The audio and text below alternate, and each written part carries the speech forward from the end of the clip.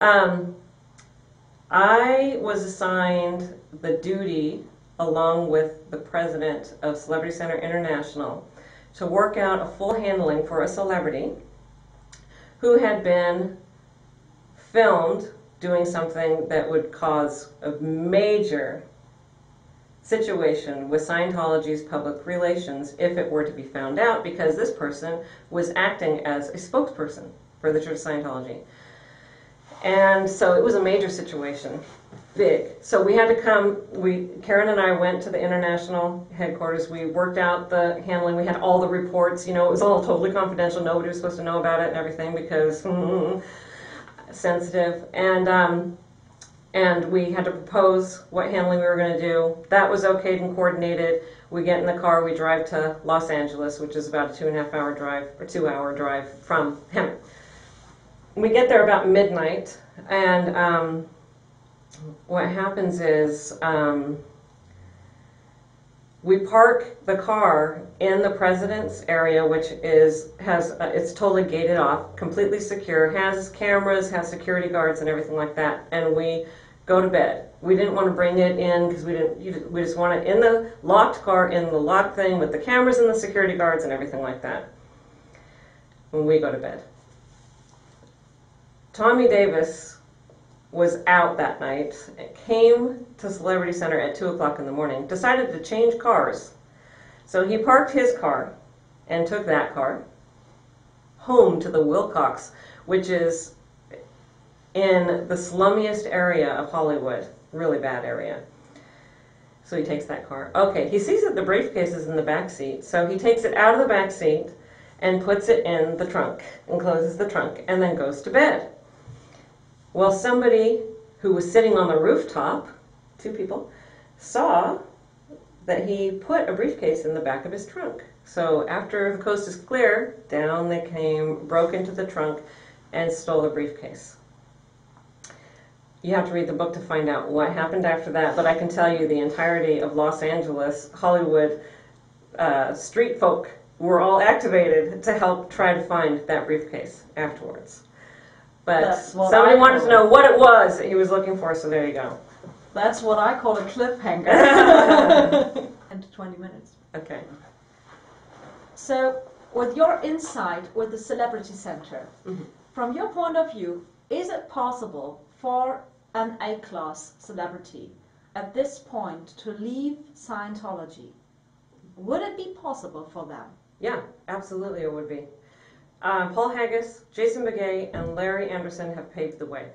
Yeah, and with the other celebrities, because what we think about all the confidential reports, all their ethics sessions, they are all files being probably used against them in the aftermath. I don't think it would be, because Scientology would be very, very stupid if they took anything in a celebrity's files and used it against them if they walked away from the church.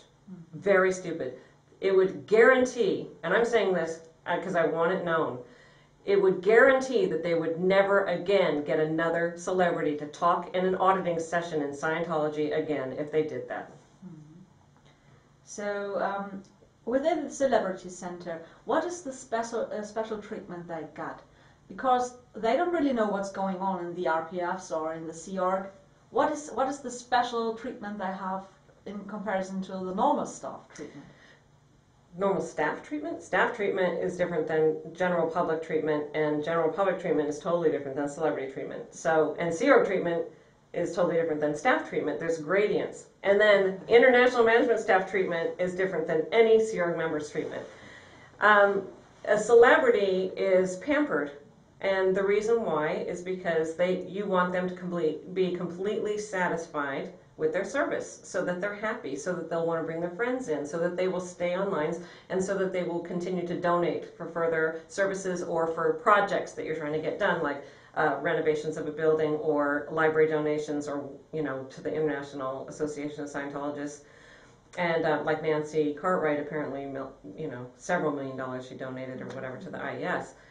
You want them to continue to do that. It's a major income source, and it is good publicity for them, and it is a means for them to be able to get more people into Scientology. And now with you being out, you're really comfortable with the situation? Or are there days where you say, well, I'm not quite sure whether... I'm not comfortable at all. I'm not comfortable. This is what I'm comfortable about. My personal integrity. And that I would not be able to stand by and just let the abuse continue, the lies continue, the family breakups continue, because it is torture on people, and it is a violation of human rights. So I am I'm very comfortable with the fact that I have my own personal integrity, and I do realize when I spoke out, and still as I'm speaking out today, that there may be and have been ramifications on myself or my family because of it. My family is fully briefed on that, and they're ready and prepared to stand by me 100%. And I have a very strong and loving family, which is wonderful. So, and I feel that if I am willing to take that chance, along with so many other people who have done that and gone through hardships because of it, and I love every one of you, the important thing is it paves the way for other people to feel free to break away and to reunite with their family and friends too.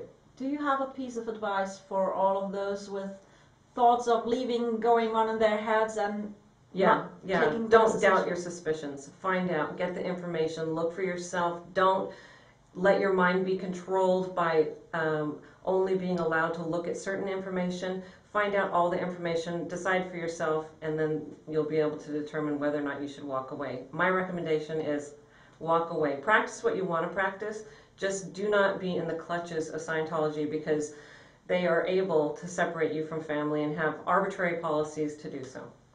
Okay. My last question would Yes. be, if you had a wish being granted by a fairy, what would that be?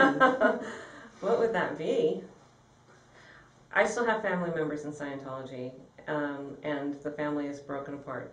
I'm not going to get emotional, even though this is a very emotional subject for me. But my husband's mother and father, my mother and father-in-law, are in their 70s and 80s.